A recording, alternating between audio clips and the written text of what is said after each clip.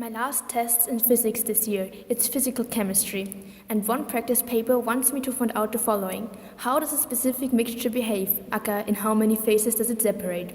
So the mixture consists to 40% of cyclohexane, which is a molecule made out of carbon and hydrogen that form a hexagon-like ring, 30% of tenside, also called surfactant, which can be found in washing powder, and 30% of water. In order to answer this question, we have to remember that three liquids, when mixed, form either one homogeneous, two separate, or three separate phases afterwards. So, if we go to the kitchen and take some stuff and pour water, vinegar, and oil in a glass bottle, put the lid on, shake it well, and let it sit a little bit, we will see that two phases will be formed, and those have also different colors than before, so the composition has to be changed. So yeah, cool, but what to do during an exam? We can hardly start mixing substances in the classroom. One great US American physicist found a solution to this problem. We locate the composition of the mixture in an equilateral triangle and mark each corner with one of the three pure 100% starting liquids.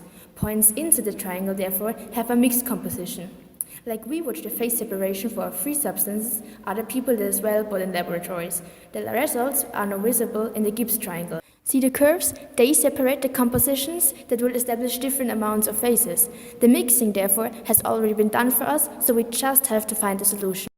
Starting with the cyclohexane, we choose the parallel 40% line to the 100% cyclohexane corner. We then do the same with the tenside at 30%, and the water at 30%. And all those lines should cross at, they cross at one point. And this point is now located in the area labeled 3. So 3 phases will be established where we mix 30% of tenside, 30% of water, and 40% of cyclohexane. So up to the next question. Wait. What would be if we size up our small cyclohexagon and shrink our triangles? For example, we could align 6 of the little Gibbs triangles into the mega cyclohexane and get something cool like this. Now, how many small triangles the Gibbs triangles are made of does this hexagon contain? So, because school life is so monotonous, we will use some colors and color the first inner row to count 6 little triangles. The second row, which I colored yellow, we count 18, the third one, the green one, are 30 triangles, and the fourth, dark green row, the most outer row I will color, we can count 42 triangles. All of them are odd multiples of 6, so 6 times 1, 6 times 3, 6 times 5, etc. But whatever, what about the increase in the total amount of triangles per row? Well, for a one-sided hexagon, it's obviously the same as for the first row, 6 triangles. For all hexagons that follow, we just add the number of the outer row to the previous total amount. This is how we get 24 for 2 rows, for example. If we size the hexagon to 3 rows, we have to count a lot, blah, blah, blah, blah, blah, and get to 54. So is there any shortcut to get to these numbers, or do we always have to count? Maybe we find one by simplifying. Take some scissors and cut the big hexagon into 6 little Gibbs triangles again. Because one hexagon can be made out of 6 triangles.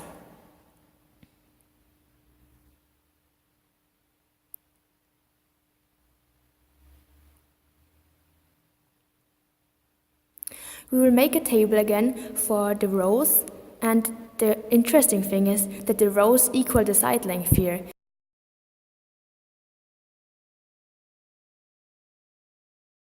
And for the amount of triangles in total. For a side length of 1, there's only 1 triangle. And for the side length of 2, however, we can already see 4 triangles.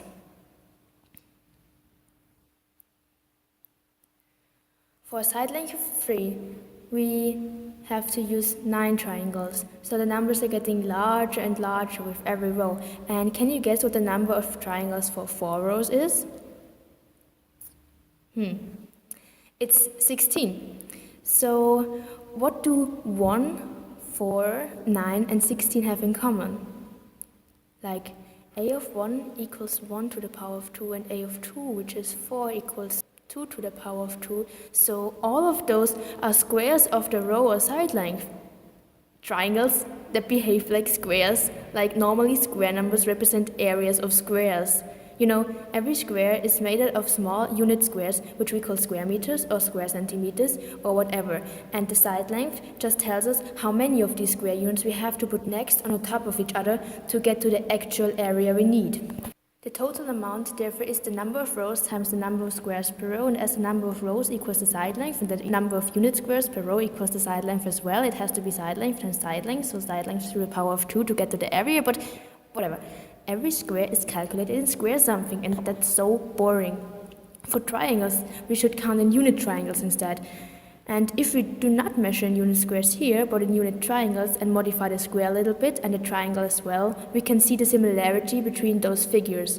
They are now square numbers of unit triangles, which can be seen as the area of our big triangle, and that's really nice and convenient to work with. But we can put triangles and squares somehow others as well, so it's really nice to work with them. But instead of playing with squares and triangles all the time, can't we do something else as well? I mean, we can do this with equal-sided triangles and with squares, but also pentagons. Can we build pentagon structures which areas represent square numbers? No, because it doesn't matter how close I put them together, there somehow is all the time some space left. Why don't pentagons want to cuddle together? Maybe it has to do something with the inner resistance, the inner angles, because we connect them at the corners and they then feel offended. So how can we find that angle value? To form a closed structure, sides have to change their placement by some angle to go all the way, all the 360 degrees round, to make a border. The sum of all angles showing the change of direction from one side to the other side at the corner has to equal 360 therefore, and in an equilateral pentagon, the 5 sides change direction 5 times by the exact same rate to get to the starting point again. So mathematically we can calculate by dividing 360 degrees by 5, which gives us 72 degrees, and by elongating one of those sides, we can visualize the 72-degree angle. It's enclosed by the elongated and the attached side. The inner angle, supplementary to 72 degrees, is just 180 degrees minus 72 degrees, so 108 degrees. And we can imagine like drawing a half circle and then counting the angles. So yeah, it's okay. And this explains why we cannot put pentagons together without having any space left, because we would need the whole 360 degrees in the end. But putting 108-degree angles will not work, as 108 is no divisor of 360, which gives us a natural number. We would have to use parts of pentagons, dot something pentagons, because with whole equilateral pentagons there's no chance to fill the 360 degrees up without open space or covering other pentagons. Squares are much more friendly. 360 divided by 4 equals 90, and 180 minus 90 equals 90 as well, and 360 divided by 90 equals the natural number of 4, so it's a natural number, whole squares, and we can cover our whole bathroom with tiles without having holes where water could damage our bricks. And with triangles it's the same. 360 divided by 3 equals 120. 180 minus 120 is 6 degrees, and 360 divided by 60 is 6, so by joining 6 triangles we create a completely filled area, and we have already seen that before.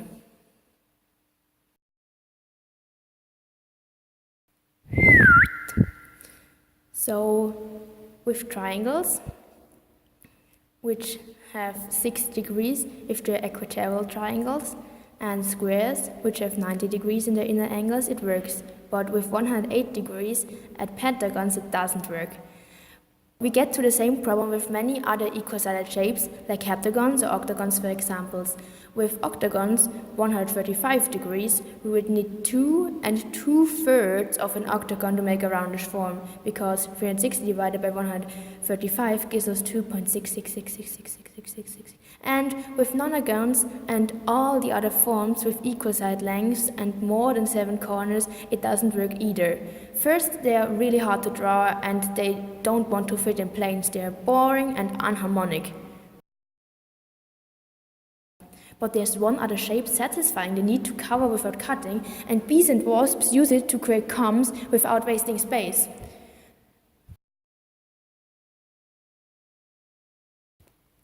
Do you recognize it? Yep, Our hexagon is smuggling in again.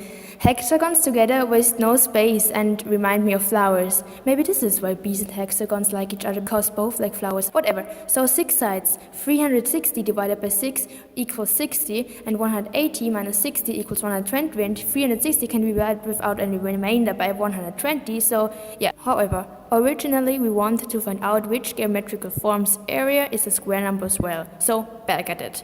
Let's arrange our hexagons in a flower-like way and establish a table for number of rows and the total amount of hexagons again. For one row, we find one lonely hexagon. For 2 rows, we count 7 hexagons. For 3 rows, we count 19 hexagons, and those aren't squares. But hey, they have something else in common. They are all more or less primes. Even if one is not officially declared as prime, it works with the same principle. And does it go on like that? 4 rows contain 37 hexagons, which is also a prime. 5 rows contain 61 hexagons, which is also a prime. And 6 rows contain 91 hexagons, which is not a prime, the first non-prime here. It's divided by 13 and 7, so it doesn't seem to be a rule. But however, unlikely many prime numbers occur in this series of flower hexagon areas. There are much more primes in the list of area values of hexagons with rows between 1 and 100 than primes in the list of ordinary numbers from 1 to 100. 25 primes show up between 1 and 100, however 42 primes show up in our list of flower hexagon areas. That's nearly twice as much. What makes this even more astonishing is that the area values are much larger and normally the bigger numbers are less likely to be prime. But here they are. I plotted the 2 groups. The red line shows the amount of primes according to a range of ordinary numbers. The interestingly blue curve represents the number of primes for our total hexagon amounts in hexagon flowers with rows within the same range. We can clearly see that the blue line is much deeper than the red one, occur more primes in our hexagon route. As I didn't want to calculate all the hexagon areas on my own and check whether they're prime or not, I took my best friend, my computer, and taught it how to calculate the amount of unit hexagons in flower hexagons with rows within a specific range. It divided the merged construct into columns. The most outer column equals the row number and cycle length, which is very convenient for programming, by the way. Here it's 2, or if we add 1 row to see everything better, then the outermost row is 3 hexagons. Every column, the amount of hexagons increases by 1. Here, for example, from 3 to 4, till we reach the middle column with 5 hexagons. The middle column always holds an uneven number of hexagons because of the flower imitation. The symmetrical outer parts appear twice, therefore they make an even number, but the one single lonely hexagon in the middle that holds everything together has to be added so it gets uneven. And if the row is 2, the second odd number is 3, and therefore the middle column amount of hexagons is also 3, and if the row is 5, the fifth odd number is 9, so 9 hexagons in the middle column, and so on. So 2 times the outer rows plus the odd middle column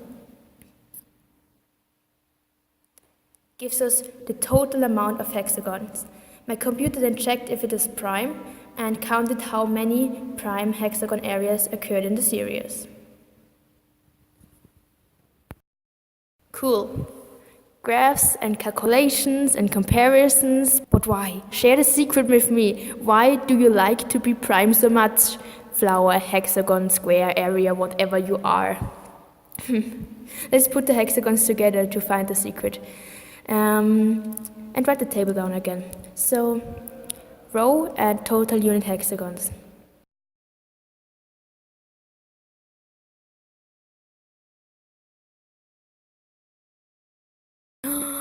Okay, so we have to remove this lonely extra core part, which makes everything uneven, and accordingly we can subtract 1 from the area values, which gives us 6, 18, 36, and so on, which are really handy numbers because all of them are divisible by 2 and 3, which gives those numbers the opportunity to maybe divisible by 4, 6, 9, and other multiples of 2 and 3 as well. So those have a lot of divisors, and we will name this group with X and write it on top of it here. And now we can clearly see that if we go back to the total amount of hexagons, so x plus 1, those cannot be divisible by 2, 3, or any of the multiples.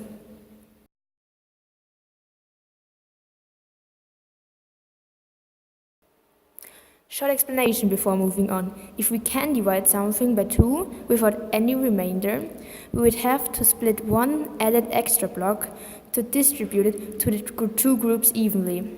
With 3, it is the same. If we add one extra block, we would have to cut it in 3 parts to fit the divisible by 3 operation.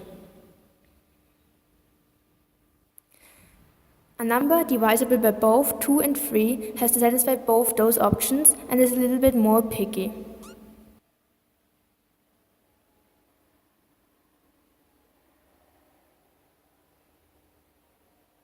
So this one block is left.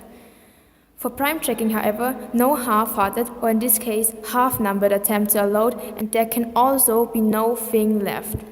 In conclusion, a number is prime when there is no other divisor but itself and 1. Our total hexagons amount are much more likely to be prime because it's just much more rare to find divisors for them, as 2, 3 and all the multiples will not work, but the larger the number gets, the easier it is to find not 2 and 3 multiples as divisors and decrease the likelihood of the hexagon amount being prime, yet we can still see that up to the range from 0 to 100,000, the amount of primes in the hexagon group significantly outnumbers the primes in the same ordinary range of numbers. So no squares here for us. I believe in your hexagon. You're just hiding your square numbers from us, don't you? I will put you in another order. Maybe if I add those and put you together here, yeah, this looks great, and add those, then we get a 3-sided entity with 9 unit hexagons. You just hid it from us, hexagons. So we will add 1 row and count the hexagons, and we will see that those are 16 as well. Those reminds me of the rhombus, square, triangle correlation from the beginning. Here's the triangle again. The triangle's area is the second power of the row. Our original motivation, the Gibbs triangle hexagon, therefore has to hold 6 times the second power of the side length, and because every Gibbs triangle contains 10 rows for 190, 80, 70, 60 and so on percentages, our Gibbs hexagon contains 600 mini-unit triangles. Yep. Hexagons are amazing, and they are everywhere. They can stretch out to infinite planes, which they also like to do on their own. Planes of joint hexagon carbon circles, like the cyclohexane but without hydrogen, can be found in nature. Just have a closer look at your pencil. The pencil lead is made of coal or graphite. The name is originating from the 16th century, where chemists thought that the graphite is some kind of lead and it's completely confusing, but whatever. Over millions of years, a multi-layer form of many such hexagonic planes stacked on top of each other was formed, and very low forces are keeping the sheets together. That is why if you apply friction force by moving it over your exam paper, the bottom sheets of carbon hexagons get loose and stick to the paper instead of the upper graphite layers. So one layer of hexagons after the other is smeared onto the paper, helping you to find solutions to your physical chemistry problems. Hopefully, those hexagons bring you luck. I mean, in China, 6 is considered good for business, and the ancient Greeks manifested the number 6 as a perfect number. And look at the form of your pencil shaft. It's almost certainly a hexagon too.